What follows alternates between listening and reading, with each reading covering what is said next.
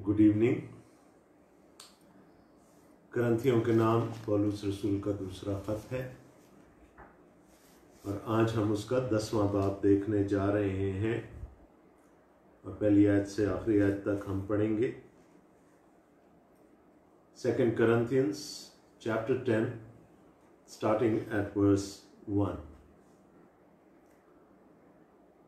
मैं पौलुस जो तुम्हारे रूबरू आजिज और पीठ पीछे तुम पर दलेर हूं, मसीह का हिल्म और नरमी याद दिलाकर खुद तुमसे इल्तिमास करता हूं, बल्कि मिन्नत करता हूं कि मुझे हाजिर होकर उस बेबाकी के साथ दलेर ना होना पड़े जिससे मैं बाज़ लोगों पर दलेर होने का कसद रखता हूं, जो हमें यूं समझते हैं कि हम जिस्म के मुताबिक ज़िंदगी गुजारते हैं। क्योंकि हम अगरचे जिस्म में ज़िंदगी गुजारते हैं मगर जिस्म के तौर पर लड़ते नहीं, इसलिए कि हमारी लड़ाई के हथियार जिस्मानी नहीं बल्कि खुदा के नज़दीक कलों को ढा देने के काबिल हैं। चुनाचे हम तसव्वुरात और हर एक ऊंची चीज़ को जो खुदा की पहचान के बरखिलाफ सर उठाए हुए है ढा देते हैं और हर एक ख्याल को कैद करके मसीह का फरमाबरदार बना देते हैं। और हम तैयार हैं कि हम तुम्हारी फरमाबरदारी पूरी हो तो हर तरह की नाफरमानी का बदला लें। तुम तो उन चीज़ों पर नज़र करते हो जो आंखों के सामने हैं। अगर किसी को अपने आप पर भरोसा है कि वो मसीह का है तो अपने दिल में ये भी सोच ले कि जैसे वो मसीह का है वैसे ही हम भी हैं। क्योंकि अगर मैं इस इख्तियार पर कुछ ज़्यादा फ़ख्र भी करूं जो खुदावंद ने तुम्हारे बनाने के लिए दिया है ना कि बिगाड़ने के लिए, तो मैं शर्मिंदा ना हूँगा। ये मैं इसलिए कहता हूँ कि ख़तों के ज़रिए से तुमको डराने वाला ना ठहरूं, क्योंकि कहते हैं कि उसके ख़त तो अलबत्ता मुअस्सर और ज़बरदस्त हैं, लेकिन जब खुद मौजूद होता है तो कमज़ोर सा मालूम होता है और उसकी तकरीर लच्चर है। बस ऐसा कहने वाला समझ रखे कि जैसे पीठ पीछे ख़तों में हमारा कलाम है वैसा ही मौजूदगी के वक्त भी हमारा काम भी होगा। क्योंकि हमारी ये जुर्रत नहीं कि अपने आप को उन चंद शख्सों में शुमार करें या उनसे कुछ निस्बत दें जो अपनी नेक नामी जताते हैं, लेकिन वो खुद अपने आप को आपस में वज़न करके और अपने आप को एक दूसरे से निस्बत देकर नादान ठहरते हैं। लेकिन हम अंदाज़ा से ज़्यादा फ़ख्र ना करेंगे बल्कि उसी इलाका के अंदाज़ा के मुआफिक जो खुदा ने हमारे लिए मुकर्रर किया है, जिसमें तुम भी आ गए हो। क्योंकि हम अपने आप को हद से ज़्यादा नहीं बढ़ाते जैसे कि तुम तक ना पहुँचने की सूरत में होता, बल्कि हम मसीह की खुशखबरी देते हुए तुम तक पहुँच गए थे। और हम अंदाज़ा से ज़्यादा यानी औरों की मेहनतों पर फ़ख्र नहीं करते, लेकिन उम्मीदवार हैं कि जब तुम्हारे ईमान में तरक्की हो तो हम तुम्हारे सबब से अपने इलाका के मुआफिक और भी बढ़ें, ताकि तुम्हारी सरहद से परे खुशखबरी पहुंचा दें, ना कि गैर के इलाका में बनी बनाई चीज़ों पर फ़ख्र करे। गर्ज जो फ़ख्र करे वो खुदावंद पर फ़ख्र करे, क्योंकि जो अपनी नेक नामी जताता है वो मकबूल नहीं बल्कि जिसको खुदावंद नेक नाम ठहराता है वही मकबूल है। आमीन। खत के पहले हिस्से में यानी पहले बाब के आखिरी हिस्सा से लेकर 7वें बाब तक हमने देखा था पौलुस करंथस की कलीसिया के साथ अपने रिलेशनशिप को बयान कर रहा था, अपने रिश्ते को बयान कर रहा था। फिर उसने 8वें और 9वें अब्वाब में उस चंदे के बारे में कहा जो कि करंथस की कलीसिया में जमा होना शुरू हुआ था और सबसे पहले हुआ था, और जिसकी मिसाल पौलुस रसूल ने दूसरी कलीसियाओं को जाकर दी। लेकिन फिर वो काम रुक गया बीच में और फिर पौलुस रसूल ने उसको दोबारा शुरू करने के लिए तितुस को मुकर्रर किया और उसके साथ 2 और भाइयों को भेजा, ताकि वो जो काम अच्छा काम जो रुक गया था वो अपने पाए तकमील को पहुंचे। और इसके रीजंस हम देख चुके हैं पीछे पूरे खत में कि उसके रीजंस क्या थे। अब इस आखिरी हिस्से में, खत के आखिरी हिस्से में पौलुस रसूल अपनी रिसालत का दिफा करता है। Paul is now defending his apostleship, his ministry. और अब पता चल रहा है कि वहां क्या हो रहा था, वहां क्या बातें हुई थी। दो तरह के लोग थे जो पौलुस की मुखालफत कर रहे थे।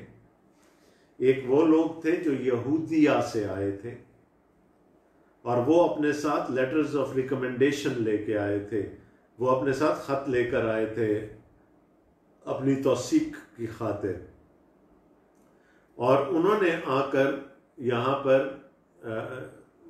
पौलुस की खिदमत को नलीफाई करने की कोशिश की और पौलुस की तज़हीक शुरू कर दी, उसकी किरदार कुशी शुरू कर दी, ताकि वो इंजील जो वो यहाँ तक लाया था, वो बीज जो उसने बोया था, वो उसको किसी तरह से वहाँ से हटा सकें।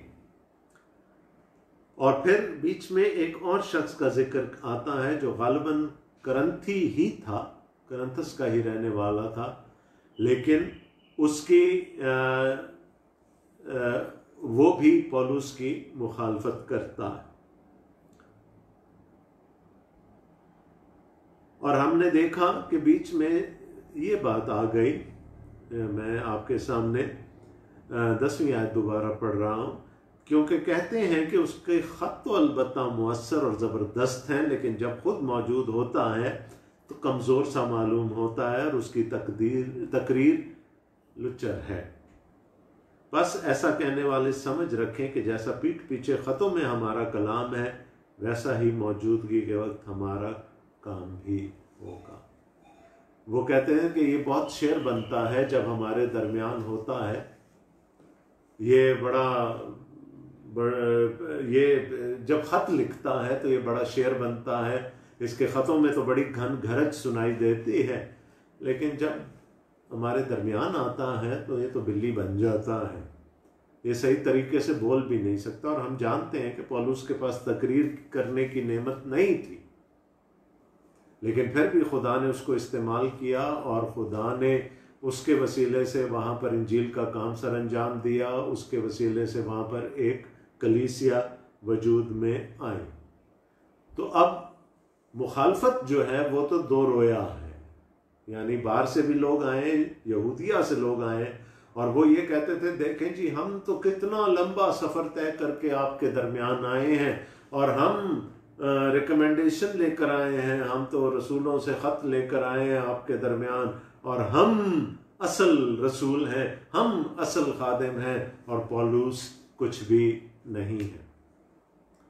तो 10वें बाब की पहली आयत से वो अब अपना दिफा शुरू कर रहा है। वो कहता है, मैं पौलुस जो तुम्हारे रूबरू आजिज़ और पीठ पीछे तुम पर दलेर हूँ, मसीह का हिल्म और नरमी याद दिलाकर खुद तुमसे इल्तिमास करता हूँ, बल्कि मिन्नत करता हूँ कि मुझे हाजिर होकर उस बेबाकी के साथ दलेर ना होना पड़े जिससे मैं बाज़ लोगों पर दलेर होने का कसद रखता हूँ, जो हमें यूँ समझते हैं कि हम जिस्म के मुताबिक ज़िंदगी गुजारते हैं। तो यहाँ पर पौलुस वही बात कर रहा है कि वो लोग तो ये समझते हैं कि मैं तुम्हारे रूबरू आजिज़ और पीठ पीछे तुम पर दलेर हूं, लेकिन वो क्या कह रहा है, मैं तुमको एक और शख्स की याद दिला देता हूं जिस पर तुम ईमान लेकर आए हो, और वो शख्सियत है खुदावंद यीशु मसीह की। और खुदावंद यीशु मसीह ने अगर अपने बारे में कुछ कहा था तो वो ये था कि मैं हलीम हूं, दिल का फिरौतन हूं, है ना। मैं तुम्हें मसीह का हिल्म और नरमी याद दिलाकर खुद तुमसे इल्तिमास करता हूं।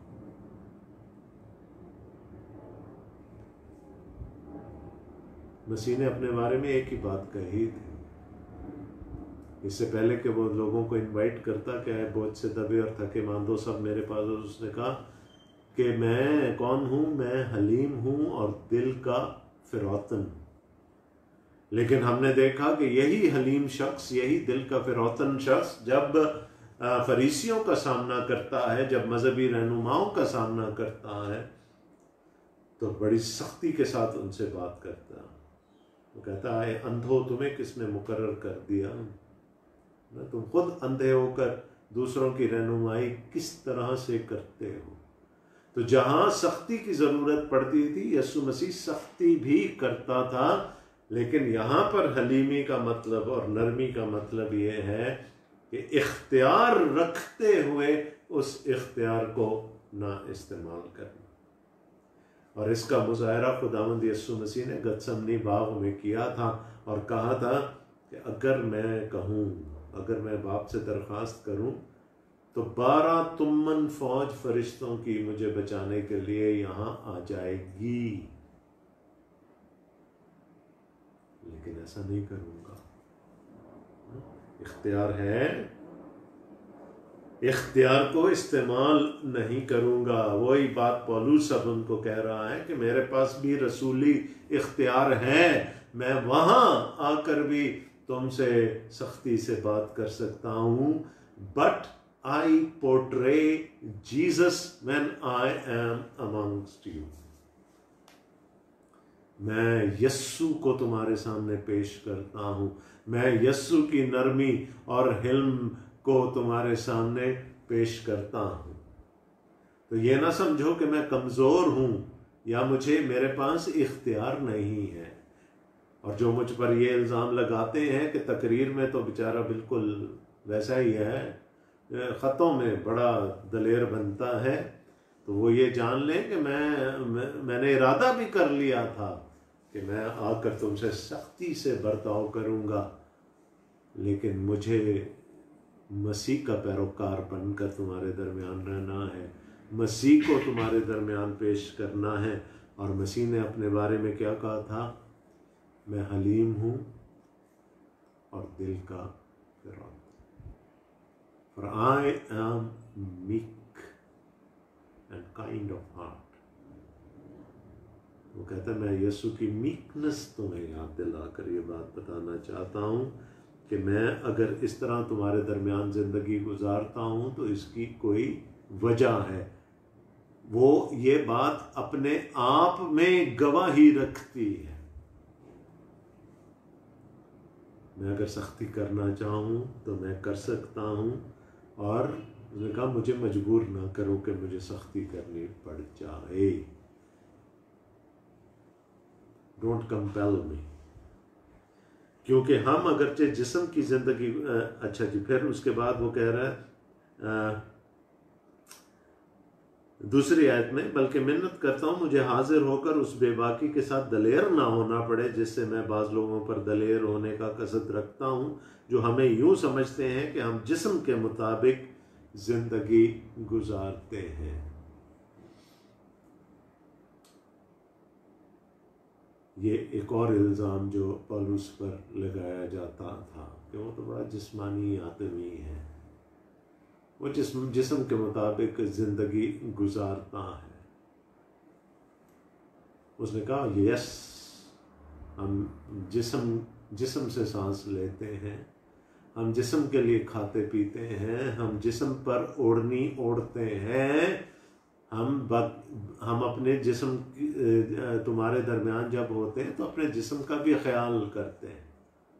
सब कुछ जिस्म के मुताबिक करते हैं, लेकिन एक काम जिस्म के मुताबिक नहीं करते, और वो क्या है? हम जिस्म के मुताबिक लड़ते नहीं। We do everything according to the flesh. We have to sustain these bodies that God has given us. We breathe, we eat, we do everything with these bodies. Yet we do not do one thing with these bodies, and that is that we do not fight with these bodies. उसने कहा ये हमारी जंग है ही नहीं, हम जिस्म से नहीं लड़ते। इफ्सियों के नाम खत में उसने कहा था हमारी कुश्ती गोश्त और खून से नहीं है। We don't fight with our fists, with our tongue. जिस्मानी तौर पर लड़ना क्या होता है? बात अक्सर गालम गलोच से पहले बहस से शुरू होती है, गालम गलोच बीच में आ जाती है, फिर एक दूसरे का गिरिबान पकड़ा जाता है, फिर एक दूसरे के ऊपर मुक्केबाजी होती है, लातें चलाई जाती हैं, एक दूसरे को लहूलुहान कर दिया जाता।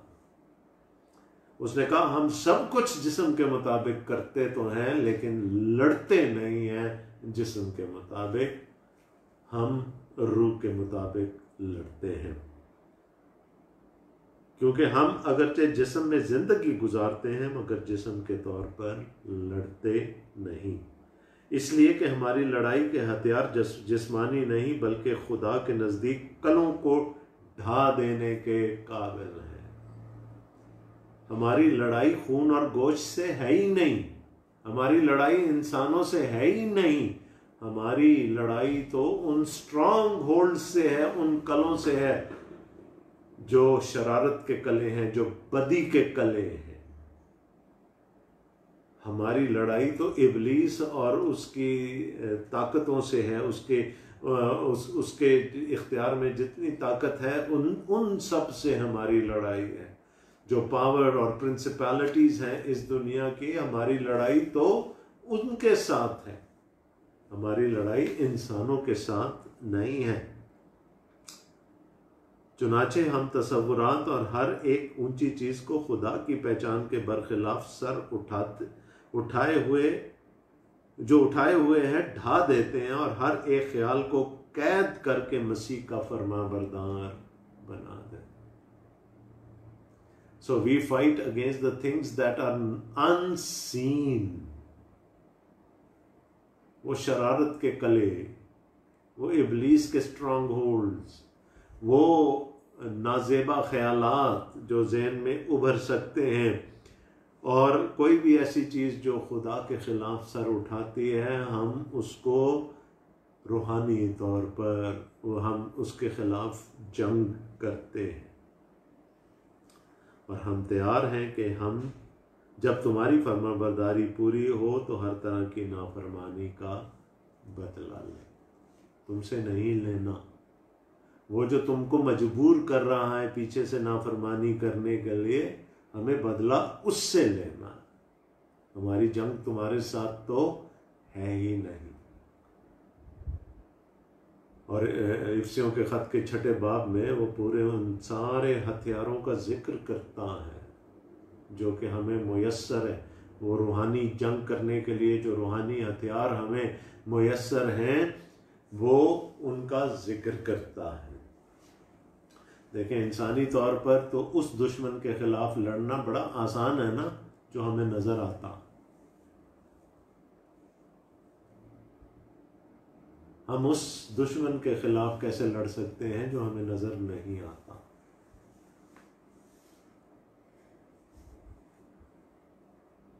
हमारे बॉर्डर्स पर अक्सर कश्मकश रहती है।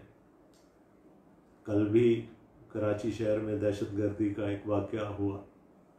ये वो दुश्मन है जो नज़र आते हैं, उनके खिलाफ तो कल भी हम फातेह थे।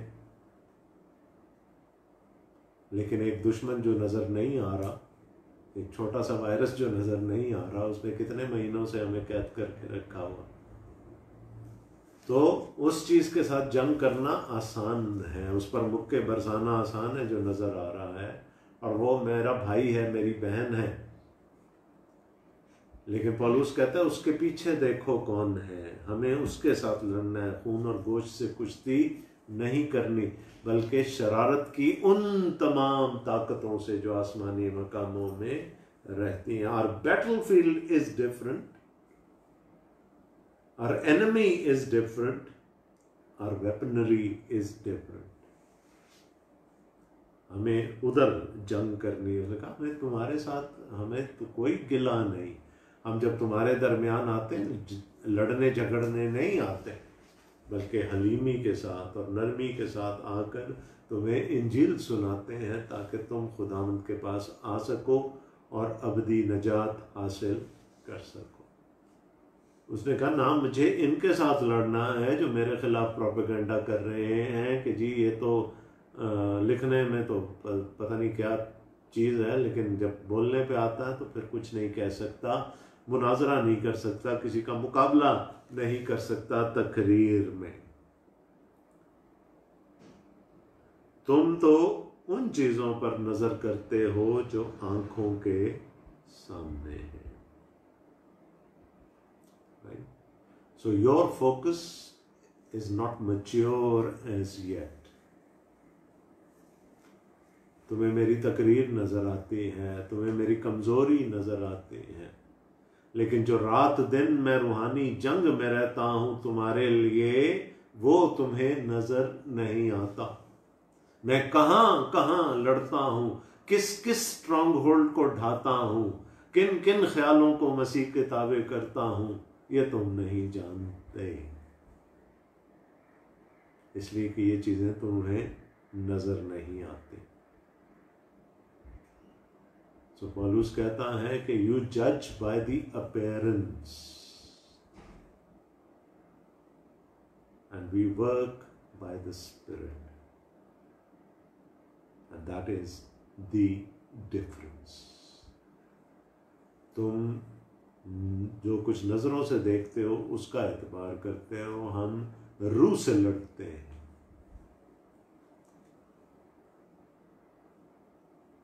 और अब वो उस शख्स का जिक्र करने जा रहा है जो शायद करंथस की कलीसिया में था, कोई लीडर भी था शायद।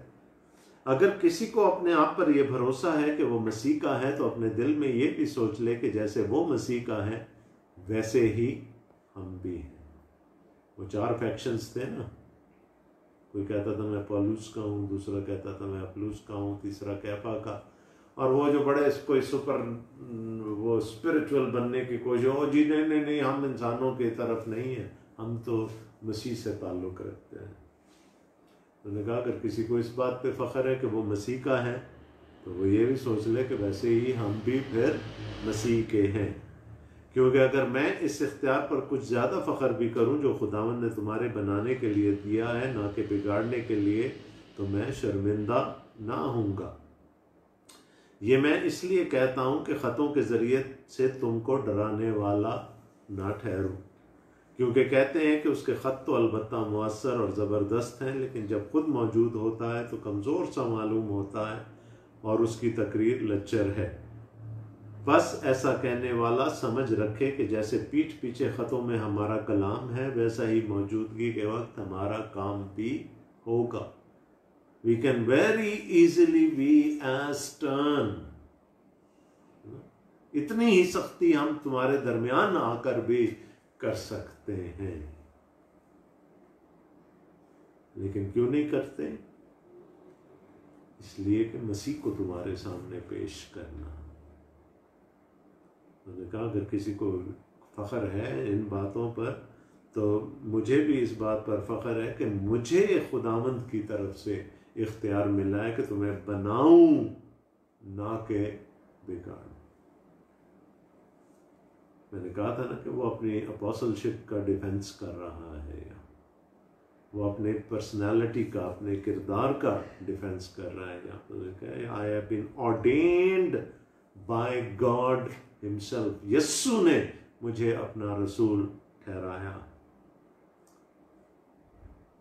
क्योंकि हमारी ये जुर्रत नहीं कि अपने आप को उन चंद शख्सों में शुमार करें या उनसे कुछ निस्बत दें जो अपनी नेकनामी जताते हैं, लेकिन वो खुद अपने आप को आपस में वजन करके और अपने आप को एक दूसरे से निस्बत देकर नादान ठहरते हैं। तो ये जो लोग आए हुए थे यहूदिया से, वो क्या कर रहे थे? और जी मैं उससे अच्छा हूँ, वो दूसरा कहता था मैं उससे अच्छा हूँ, मैं पौलुस से अच्छा हूँ, मैं फलाने से अच्छा हूँ, मैं फलाने से अच्छा। सारा वक्त वो क्या करते थे? अपने आप को दूसरों से कंपेयर कर करके खुश होते रहते थे। और पौलुस कहता है अगर ऐसी ही खिदमत करनी है तो फिर हम नादान ठहरते हैं। ये नादानी के अलावा कुछ नहीं है। दिस इज स्टुपिडिटी कि हम अपने आप को एक दूसरे से कंपेयर करते रहें। जी मैं उससे भी बेहतर हूँ, उससे बेहतर हूँ, उससे बेहतर।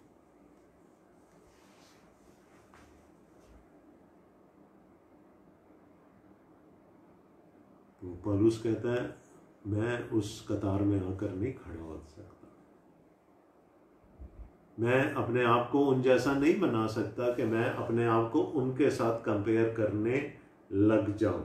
क्योंकि हमारी ये जुर्रत नहीं कि अपने आप को उन चंद शख्सों में शुमार करें या उनसे कुछ निस्बत दें जो अपनी नेक नामी जताते हैं।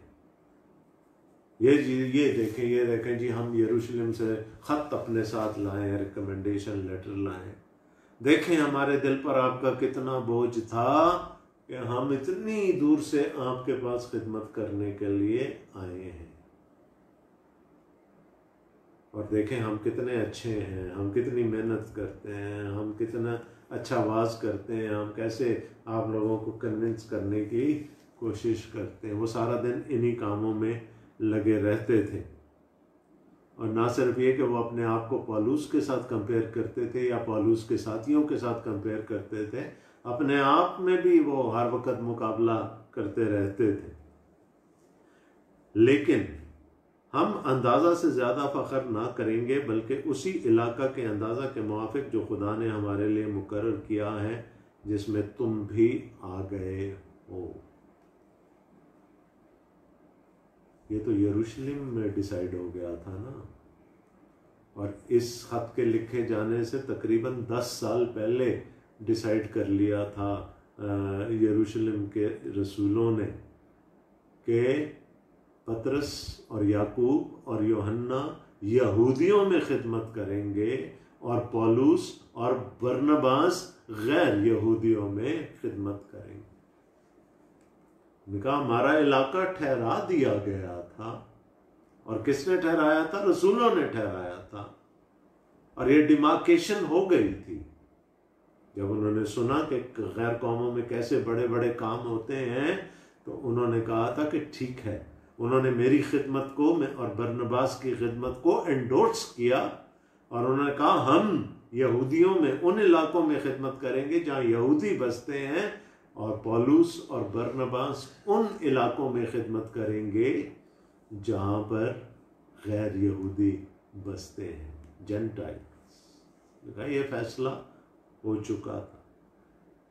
हम अंदाज़ा से ज़्यादा फ़ख्र ना करेंगे, बल्कि उसी इलाका के अंदाज़ा के मुआफिक जो खुदा ने हमारे लिए मुकर्रर। उसने कहा कि ये रसूलों ने नहीं, उनके पीछे किसकी मर्जी थी? ये खुदा की मर्जी थी कि ऐसा ही हो। क्योंकि हम अपने आप को हद से ज़्यादा नहीं बढ़ाते, जैसे कि तुम तक ना पहुँचने की सूरत में होता, बल्कि हम मसीह की खुशखबरी देते हुए तुम तक पहुँच गए थे। उसने कहा कि तुम चूंकि गैर यहूदी थे, करंतस का शहर यूनान के इलाके में आता था, वहाँ गैर यहूदियों की अक्सरियत थी, तो फिर वो मेरा इलाका था, और मैं खुदा का कलाम सुनाते सुनाते तुम तक पहुँच गया था। और हम अंदाज़ा से ज़्यादा यानी औरों की मेहनतों पर फ़ख्र नहीं करते, लेकिन उम्मीदवार हैं कि जब तुम्हारे ईमान में तरक्की हो तो हम तुम्हारे सबब से अपने इलाका के मुआफिक और बढ़ें, ताकि तुम्हारी सरहद से परे खुशखबरी पहुंचा दें, ना कि गैर के इलाका में बनी बनाई चीज़ों पर फ़ख्र करें। अब थोड़ी सी कन्फ्रंटेशनल हो गई बात। उसने कहा वो क्या कर रहे हैं? यहूदिया से आए हैं, कहाँ आकर खिदमत कर रहे हैं? उस इलाका में जिसको किसी और ने बनाया है। मैंने और सिलास ने और तिमोथियस ने तुम्हारे दरमियान खिदमत की, हमारी खिदमत के वसीला से तुम खुदावंद में आए, हमारी खिदमत के वसीला से खुदावंद ने वहाँ पर एक कलीसिया की बुनियाद रखी, और अब वो बाहर से आकर दूसरे की मेहनत पर फ़ख्र करते हैं, जो काम उन्होंने नहीं किया उस पर फ़ख्र करते हैं। कैसी सूरत हाल है। आज एक गली में एक चर्च खुलता है, कोई एक पास्टर साहब बड़ी खिदमत करते हैं, लोगों को अपनी कलीसिया में शामिल करते हैं, कुछ अर्से के बाद वहाँ एक दूसरा चर्च खुल जाता है, और फिर उस पहले चर्च की कलीसिया कम होना शुरू होती है, वो दूसरी तरफ जाना शुरू हो जाते हैं। तो पौलुस कहता है कि खिदमत तो हमने की थी, तुम हमारा फ़ख्र हो, और तुम्हें ये बात मालूम है कि हमारी खिदमत के वसीला से तुम खुदावन तक आए थे, और हम ये कभी नहीं करते कि किसी और की हुई खिदमत पर जाकर फ़ख्र करें, वहाँ फ़ख्र करें, और हम अंदाज़ा से ज़्यादा यानी औरों की मेहनतों पर फ़ख्र नहीं करते। जो किसी और ने किया है वो उसका फ़ख्र है।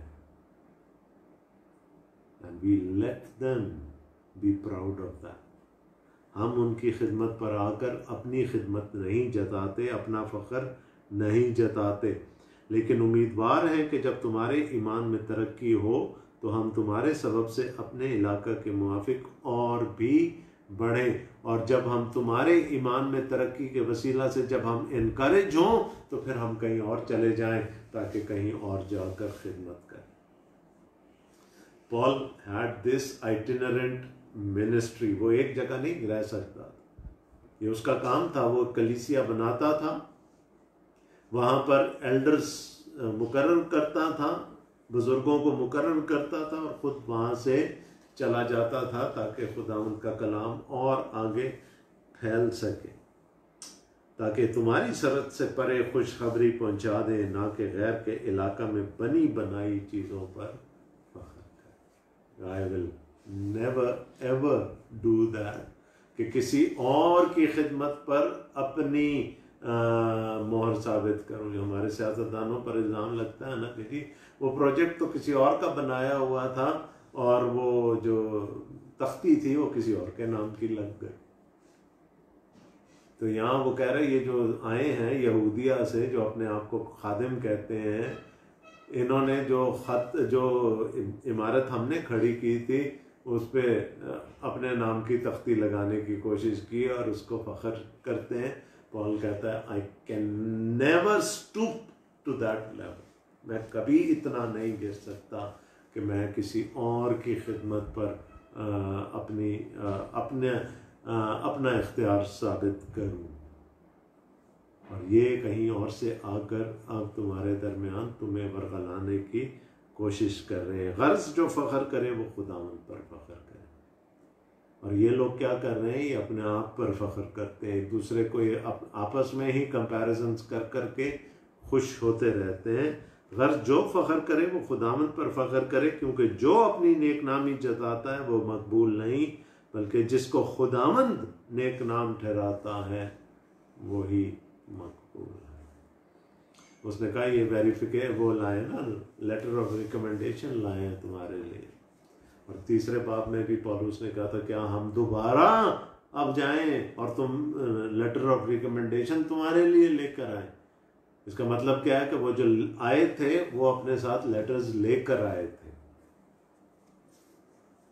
तो पौलुस ने कहा कि ऐसा नहीं हो सकता कि हम जाएं और फिर, क्योंकि हमारा काम तुम्हारे सामने है। उन्होंने क्या कहा कि the only recommendation that we need is from God. अगर खुदा हमारी खिदमत को ऑथेंटिकेट कर देता है तो फिर हमें किसी और ऑथेंटिकेशन की ज़रूरत नहीं रहती। जो अपनी नेक नामी जताता है वो मकबूल नहीं, बल्कि जिसको खुदावंद नेक नाम ठहराता है वही मकबूल। So Paul is being confronted by these people who have come from Judea, and Paul is being confronted by a leader in Corinth as well. तो बाहर वालों से भी है और जिनको वो खुद खुदावंद तक लेकर आया उनसे भी उसको मुखालफत का सामना है। इल्ज़ाम बड़े, क्या कहना चाहिए, फुसफुसे किस्म के हैं। वो जी इसको तकरीर करना नहीं आता, तहरीर इसकी बड़ी अच्छी। सो व्हाट, अगर खुदा उसको इस्तेमाल कर रहा है और उसके वसीले से लोग खुदावंद तक आ रहे हैं तो ऐसी क्या बात है। पौलुस ने कहा मैं सब कुछ कर सकता हूँ लेकिन नहीं करता, because I have to portray Jesus. मैं सब कुछ कर सकता हूँ, मैं सख्ती भी दिखा सकता हूँ, इख्तियार भी है, रसूल भी हूँ। और किसका रसूल हूँ, किसने ठहराया है रसूल? खुदावंद यीशु मसीह ने खुद रसूल ठहराया। उसने कहा मैं किसी और की टेरिटरी में जाकर अपने नाम की तख्ती कभी नहीं लगाऊंगा, जबकि इन्होंने क्या किया, यहाँ आकर अपनी खिदमत साबित करने की कोशिश की। हमारे यहाँ लोगों को बपतिस्मे दिए चले जाते, वो जिन्होंने पहले भी लिया होता है कहता हूँ नहीं नहीं नहीं कि वो बपतिस्मा ठीक नहीं था, आए हम आपको बपतिस्मा देते। वो दूसरे के काम पे अपनी तख्ती लगाने की कोशिश कर रहे होते हैं। तो ये जो एटीट्यूड्स हैं, ये रवैये आज भी हैं।